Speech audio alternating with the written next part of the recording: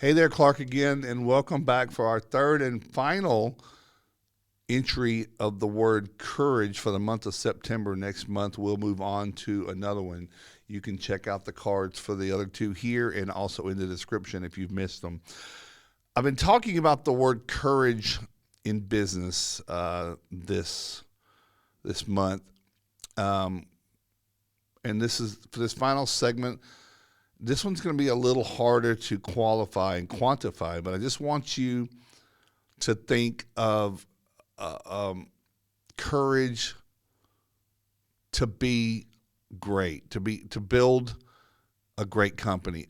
If you're like me, an entrepreneur, which is an interesting term. I don't know if I am an entrepreneur, but I guess I am. But I built my business from a dream. I worked for other people. I loved working for my other companies. They built me to who I am here. I learned. I got the experience, and I was able to develop the kind of company that I think that I would feel great owning, operating. It takes courage though, because not only do you have outside voices telling you, negative reasons it won't work. You have parties like insurance companies and customers that make you question everything that you do. And then there's that voice inside.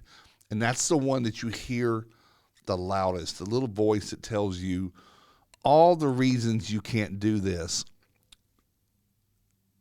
I will tell you, I had a transformation a few years ago, and I have it all the time.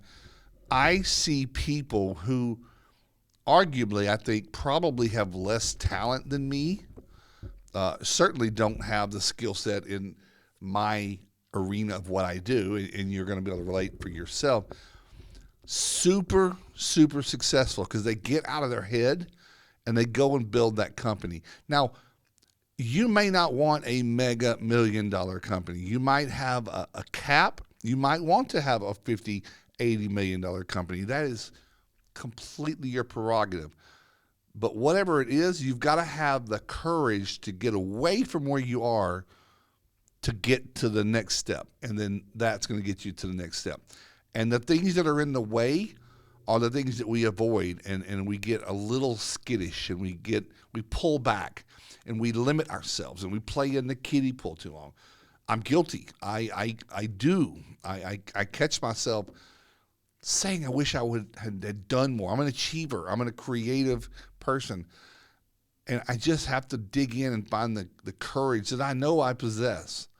I know I'm good at what I do. I don't do the things I'm not good at. So I know the things that I dive into and I speak about and I teach and I coach and I advise about is courage. And I see sometimes, and this is not an issue for me anymore, but I see a lot of entrepreneurs, pride and ego is huge. You've got to get rid of that. I don't know how, everyone grew up a certain way, and you're trying to overcome shit in your life that your pride, you're insecure. I get it, but that's what's in your way. Ask for help. Get a mentor. Hire a coach, an advisor, a consultant, just on the things that you need.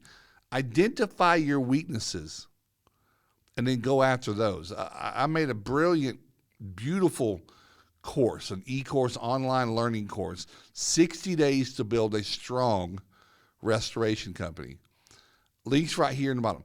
Go check it out. You get 5 days for free. In the very beginning, the first couple of days that you're going to watch, you're going to see it's the planning and find out where you need to go and what's in your way of not getting there. But have courage to lean in, to step into whatever that is. It doesn't mean you're stupid. It doesn't mean that you are not good enough. It just means it's just not something that you know. But there are a lot of things that you know that others don't. And they need you to have a company that can grow and help in these communities. Your community, your industry needs you as professionals because there are a lot of non-professionals out there. And unfortunately, some of the hacks, some of the charlatans and the snakes in our industry, they grow because they have no fear. They don't do a good job, and the public doesn't know the difference yet. but they grow. But we're back here not growing. Don't let that happen. Have the courage to leap, to run, to jump straight into it. It's scary. It feels vulnerable. It's not. People will see it as confidence, and they will actually help you. Thank you. We'll have a new word for focus for the month of October next week, and I can't wait to see you. Take care.